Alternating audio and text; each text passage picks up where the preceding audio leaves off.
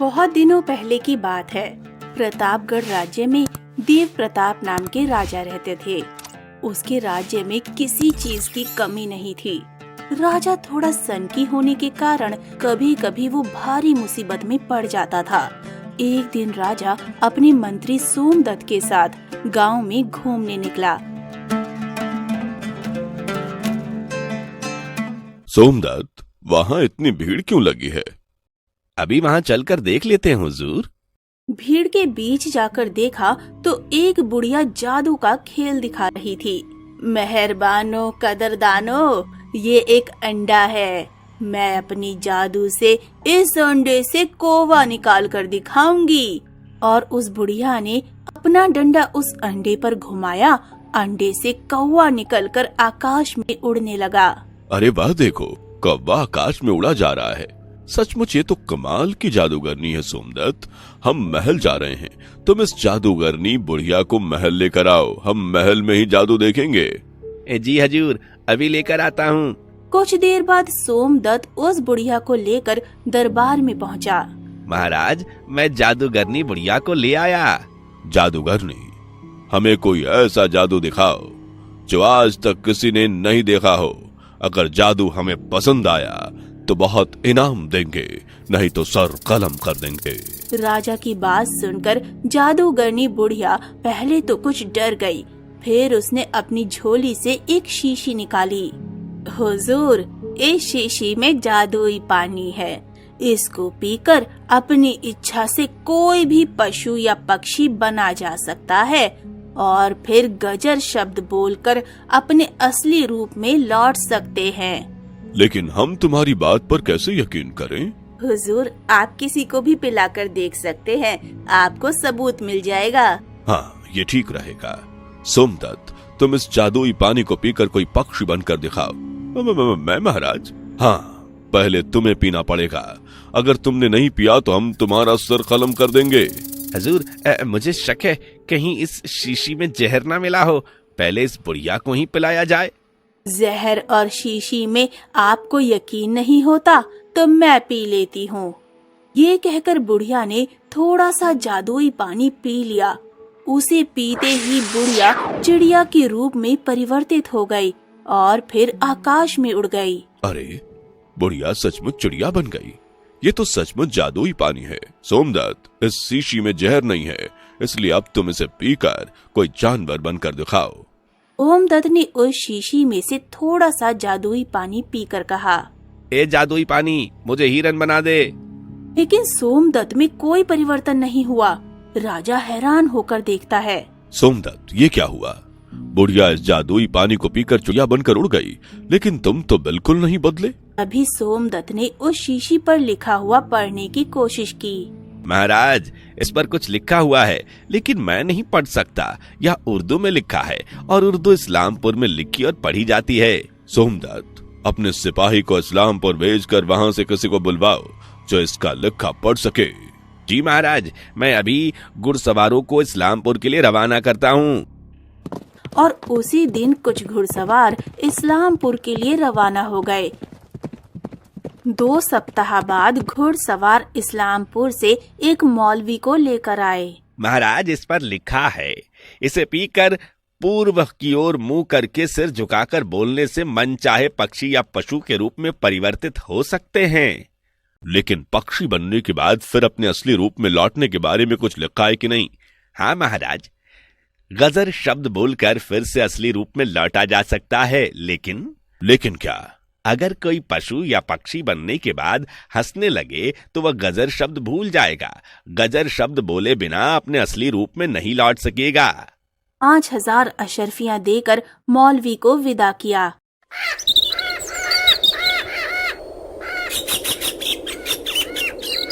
सोमदत्त, आज इस जादुई पानी को पीकर कोई जानवर बनकर दिखाओ।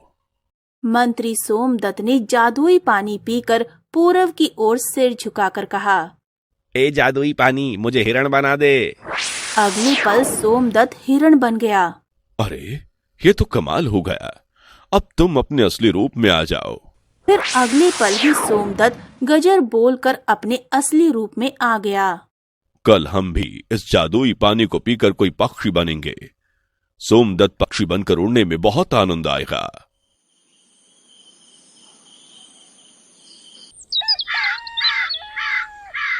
जादुई पानी पीकर दोनों तोते बनकर उड़ चले।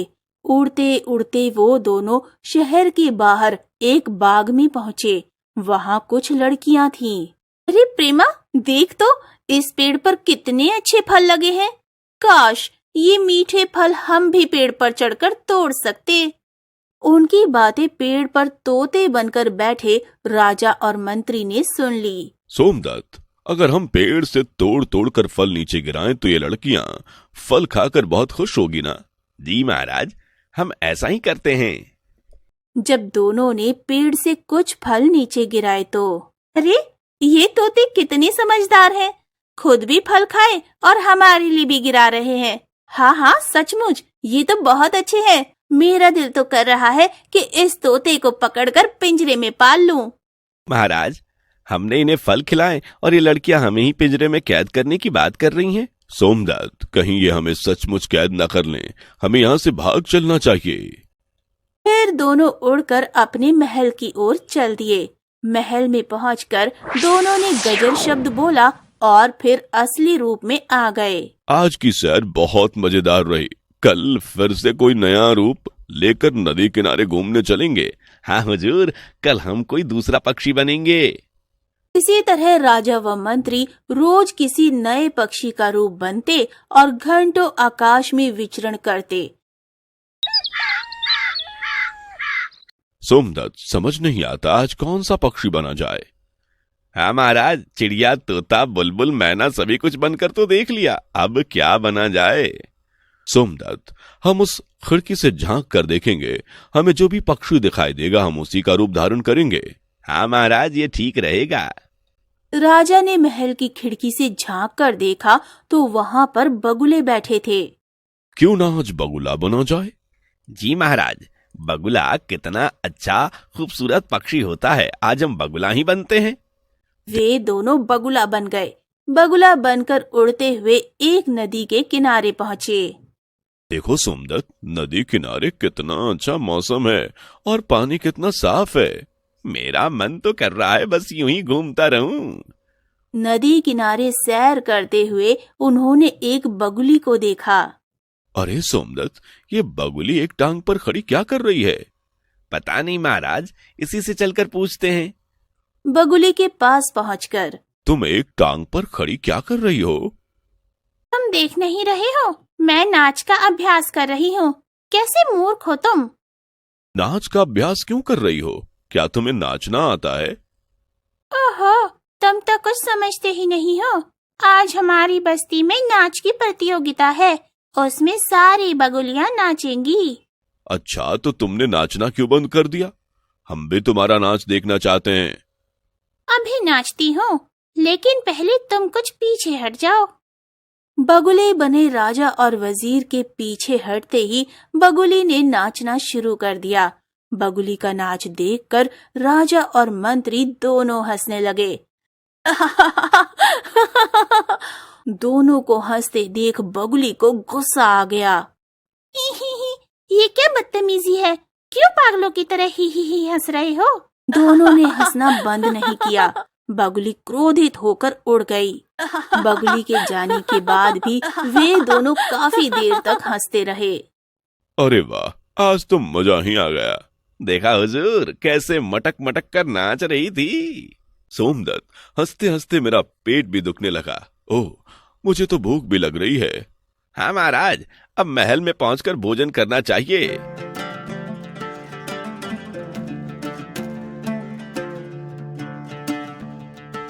दोनों उड़कर महल पहुँचे। सोमदत्त, अब जल्दी से अपना रूप बदलो। लेकिन महाराज, हमें क्या शब्द बोलना है, मुझे कुछ याद नहीं आ रहा। अरे वो शब्द तो मैं भी भूल गया। ऐसा ही कुछ था, हगज, फगज, दमदम। नहीं हुजूर, डमडम, ठमठम, ओ मुझे भी याद नहीं आ रहा महाराज।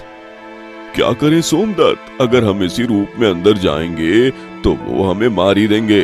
जब तक हम अपने असली रूप में नहीं आ जाते तब तक महल में जाना उचित नहीं होगा।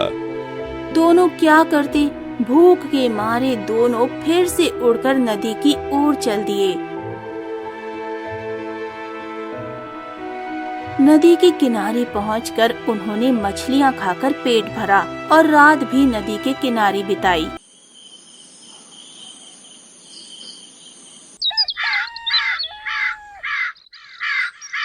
सुबह। हुजूर, कुछ समझ नहीं आता, अब क्या करें? सोमदत्त, लगता है अब सारी उम्र हमें बगुला बनकर ही रहना पड़ेगा। महाराज, अभी निराश ना हो, किसी ना किसी दिन हमें वो शब्द याद आ जाएगा, फिर हम अपने असली रूप में लौट आएंगे। उस बुढ़िया जादूगरनी ने हमें बर्बाद कर दिया, खुद तो चुड़ैल चिड़िया बनकर उड़ गई, हमें मुसीबत में फंसा गई। दोनों दिन को महल में कहीं बैठकर समय काटते और वहाँ हुई सारी चीजों पर नजर डालते। रात को नदी से कुछ खाकर नदी किनारे पर रात गुजारते। कुछ दिन ऐसे ही बीत गए। एक दिन सेनापति ने कहा, दोस्तों, हमारे राजा और मंत्री को गए हुए 1 महीना हो गया, लेकिन उनका कुछ पता नहीं चल रहा। हम अधिक दिनों तक राजा की गद्दी को खाली नहीं रख सकते। खाली गद्दी देखकर कोई दुश्मन हमला कर सकता है। हाँ हाँ मंत्री जी, ठीक कहते हैं आप, गद्दी पर किसी को जरूर बिठा देना चाहिए। हमारे पुराने मंत्री इस मामले में हमारी बहुत मदद कर सकते हैं। उनकी नजर में अवश्य कोई ऐसा आदमी होगा जो गद्दी पर बैठ सकता है। और फिर सबकी मंजूरी मिल जाने पर सेनापति पुराने मंत्री के घर पहुंचा।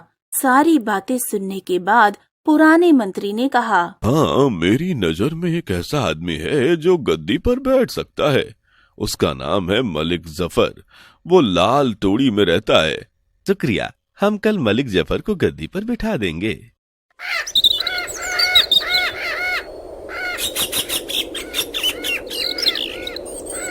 अगले दिन मलिक जफर को गद्दी पर बैठा दिया गया। उसे देखते ही बगुले बने राजा और मंत्री चौंक पड़े। सोमदत्त, इन लोगों ने कितनी बड़ी गलती की है। इन्होंने हमारे सबसे बड़े दुश्मन को ही गद्दी पर बिठा दिया। हाँ महाराज, ये तो वही जादूगर मलिक जफर है जिसने कई बार अपने जादू से आपको मारकर गद्दी छीनने की कोशिश की है। कुछ क्षण बाद ही सोमदत्त चौंक कर बोला, महाराज, हमारे साथ बहुत बड़ा धोखा हुआ है। उस दिन बुढ़िया जादूगरनी के वेश में यही मलिक जफर ही था। ओ हाँ, अब मुझे याद आ रहा है। उस बुढ़िया की शक्ल मुझे जानी पहचानी क्यों लग रही थी।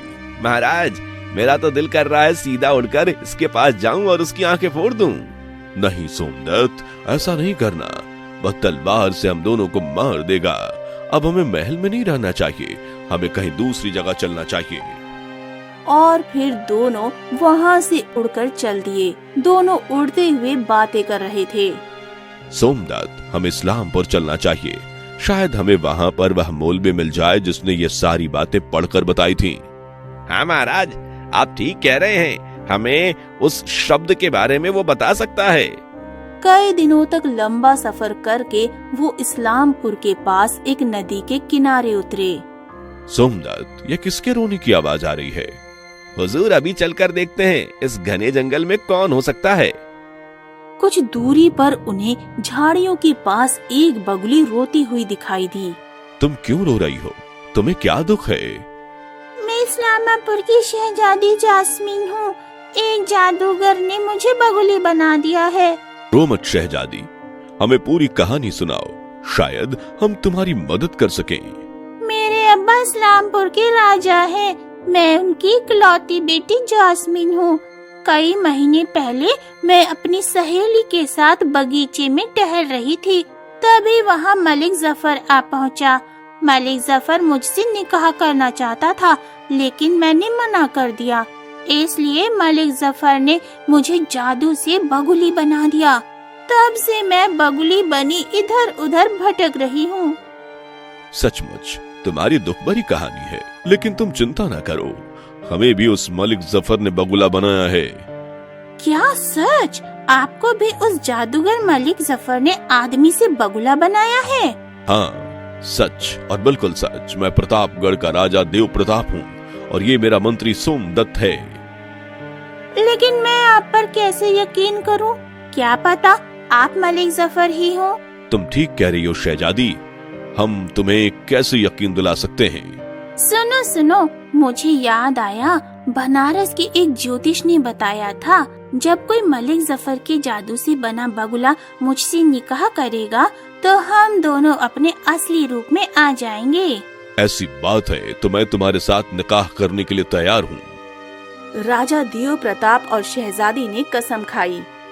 मैं खुदा की कसम खाकर तुम्हें अपनी बीबी कबूल करता हूँ। मैं भी खुदा की कसम खाकर तुम्हें अपना शौहर मंजूर करती हूँ।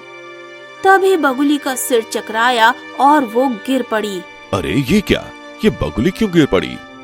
और अगले ही पल बगुली शहजादी में परिवर्तित हो गई, लेकिन राजा ज्यों का त्यों बगुला बना रहा। ओह, तुम बगुली से शहजादी बन गई, लेकिन मैं राजा क्यों नहीं बना? मैं तुम्हें एक बात बताना भूल गई। ज्योतिष ने मुझसे ये भी कहा था, अगर कोई बगुला लालच करके मुझसे निकाह करेगा तो वो असली रूप में नहीं लौटेगा। तुमने लालच किया, इसलिए अब सारी जिंदगी बगुले बने रहो। मैं तो अपने अब्बा के पास जा रही हूँ। शहजादी दोनों को छोड़कर चलने लगी। दोनों पीछे पीछे उड़ने लगे। ओहो, अब तुम मेरा पीछा क्यों कर रहे हो? जाओ किसी नदी पर जाकर मछलियाँ पकड़ो, भागो यहाँ से। नहीं नहीं, हम तुम्हारे पति हैं, हम तुम्हारे साथ चलेंगे। तुम महल में रहोगी तो हम भी महल में रहेंगे। क्या कहा? महल में रहोगे? तुम बगुले होकर मेरे साथ कैसे रह सकते हो? कहाँ मैं शहजादी और कहाँ तुम बगुले? ये मत भूलो शहजादी, कुछ देर पहले तुम भी हमारी तरह बगुली थी और फिर मेरा तुम्हारा निकाह हुआ था। निकाह? और तुमसे? भला एक बगुले से किसी शहजादी का निकाह कैसे हो सकता है? पागल हो गए हो? मैं समझ गई, तुम दोनों ऐसे नहीं मानोगे। शायद तुम मार खाकर ही मेरा पीछा छोड़ोगे। अब भी बताती हूँ। और शहजादी ने जमीन से पत्थर उठाकर बगुले को मारना शुरू कर दिया। बगुले के चले जाने पर शहजादी इस्लामपुर की ओर चलती जा रही थी। काफी देर चलने के बाद नदी के पास पहुँची। शहजादी ने नदी में एक नाव देखी जो उसी की ओर आ रही थी। जब वो नाव थोड़ी पास आ जाएगी तो आवाज देकर उसे बुलाऊंगी। नाव पर शहजादी के अब्बू थे। बादशाह शहजादी को देखते ही नाव शहजादी के पास लेकर आ गए। जल्दी नाव को किनारे लगाओ, जल्दी करो। नाव किनारे पर रोककर बादशाह अपनी शहजादी को देखकर खुशी से, मेरी बेटी तू कहाँ चली गई थी? मैंने तुझे कहाँ कहाँ नहीं तलाशा। फिर दोनों नाव पर बैठकर निकल गए। तुम्हारी अम्मा ने रो रो कर बुरा हाल कर रखा है, तुम्हें देखेगी तो बहुत खुश होगी। अब्बा, खुदा की मेहरबानी से मुझे ऐसा बगुला मिल गया जिसे मलिक जफर ने आदमी से बगुला बना रखा था। उस बगुले से निकाह करते ही मैं फिर से शहजादी बन गई, लेकिन वो बगुला आदमी नहीं बन पाया। अब्बा, उस बगुले ने लालच किया था। दोनों बात कर रहे होते हैं कि अचानक वो दोनों बगुले भी उड़ते उड़ते उसी नाव की ओर आ रहे होते हैं। अब इस मुसीबत को कैसे दूर करूं? यहाँ तो कोई पत्थर भी नहीं है। कुछ ही देर में दोनों बगुले उस नाव पर आकर बैठ गए। बेटी देखो कितना सुंदर बगुले हैं और कैसे शांत बैठे हैं। ये भोले भाले सुंदर बगुले नहीं, बहुत धूर्त और बदसूरत बगुले हैं। बिना मार खाए यहाँ से भागने वाले नहीं हैं। आओ प्यारे बगले, हमारी गोद में आ जाओ, हम तुम्हें महल ले जाएंगे। अब्बा हुजूर, ये ऐसे वैसे बगुले नहीं हैं, जादूगर के बनाए बगुले हैं। इनसे दूर रहना ही अच्छा होगा। ओह, क्या यही प्रतापगढ़ के देव प्रताप और उनके मंत्री हैं? हुजूर, मैं तो मंत्री हूँ। पता नहीं तुम्हें कब तक इस तरह बगुला बना रहना पड़ेगा। अगर हमें वो महल में मिल जाए जिसने उर्दू में लिखा हुआ पढ़ा था तो हम फिर अपने असल रूप में आ सकते हैं। हमारे देश में तो हजारों लाखों लोग उर्दू जानते हैं, कोई भी उस शीशी पर लिखा हुआ पढ़ सकता है। तुम वो शीशी मुझे दिखाओ। अरे शीशी तो हम प्रतापगढ़ से लाना ही भूल गए हैं। अब तो लोगों ने उस शीशी को तोड़ फोड़ कर कूड़े में फेंक दिया होगा। तुम चिंता ना करो, मैं पूरे शहर में ढिंडोरा पिटवाकर उस पंडित को बुलवा लूंगा। हुजूर, आपकी ये नाव बड़ी सुंदर है। ये नाव नहीं, बजरा है। बजरा शब्द सुनते ही दोनों उछल पड़े। क्या कहा? बजरा, बजरा, गजरा? अरे ऐसा ही कुछ था, बजरा, गजरा, बजरा, पज्जर। कहते कहते गजर शब्द बोलते ही दोनों उसी पल अपने असली रूप में आ गए। अरे ये तो सचमुच राजा है। ये मैंने क्या किया? मैं तो इन्हें ऐरा गहरा समझकर बुरा व्यवहार करती रही।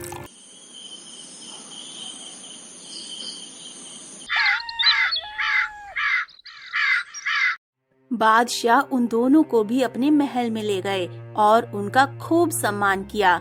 फिर एक दिन, बहुत दिन हो गए, अब हम अपने देश लौटना चाहते हैं। बहुत खूब, हम कल ही आपके लौटने का इंतजाम करते हैं।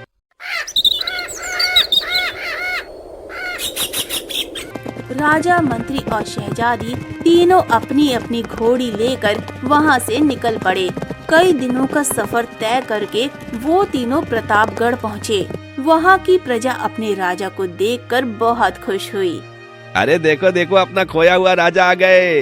हाँ हाँ, तो सचमुच देव प्रताप ही हैं। लोगों ने देव प्रताप को देखा तो सभी उसके साथ हो गए। कुछ ही देर में देव प्रताप महल के पास पहुँच गया। भाग जाओ मलिक जफर, अब हमारे राजा हमारे पास आ गए हैं। तुम मुझसे नहीं जीत सकते देव प्रताप, मैं अपने जादू से तुम्हें मार दूंगा। मलिक जफर, अब तुम कोई जादू नहीं चला सकते। तुम्हारा सारा जादू उस जादुई पानी में था जिसे पीकर तुम चिड़िया बनकर उड़ गए थे। अब तुम्हारे पास वो जादुई पानी भी नहीं है। ओह, यह तो सारी सच्चाई जानता है। अब यहाँ से भाग जाना ही उचित होगा, नहीं तो ये सारे गांव वाले मिलकर मुझे जान से मार डालेंगे। मलिक जफर भीड़ को देखकर वहाँ से भागना चाहता था। तुम यहाँ से नहीं भाग सकते। तुम यहाँ से जिंदा बचकर जाना चाहते हो तो तुम्हें हमारी एक सवाल का जवाब देकर यहाँ से जाना होगा। कौन सा सवाल? हमारे पुराने मंत्री ने राजा बनने के लिए तुम्हारा ही नाम क्यों लिया? वह तुम्हारा पुराना मंत्री नहीं था, उसको तो मैंने पहले ही कत्ल कर दिया था। उसकी जगह पर मैं ही पुराना मंत्री बन गया था। दोबारा मेरे राज्य में किसी भी कोने में दिखाई दे तो हम तुम्हारा सर कलम कर देंगे। कहकर मलिक जफर को छोड़ दिया। मलिक जफर वहाँ से चले जाता है। राजा देव प्रताप शानो शौकत के साथ गद्दी पर बैठता है, लेकिन इस बार वो अकेला नहीं था, उसके साथ उसकी रानी जैस्मिन भी बैठी थी। ये थी अब तक की कहानी। आगे की कहानी जानने के लिए बने रहे मेरे साथ। और हाँ, हमारे चैनल को लाइक, शेयर और सब्सक्राइब करना ना भूलें और कमेंट करके जरूर बताएं कि ये वीडियो आपको कैसा लगा। धन्यवाद।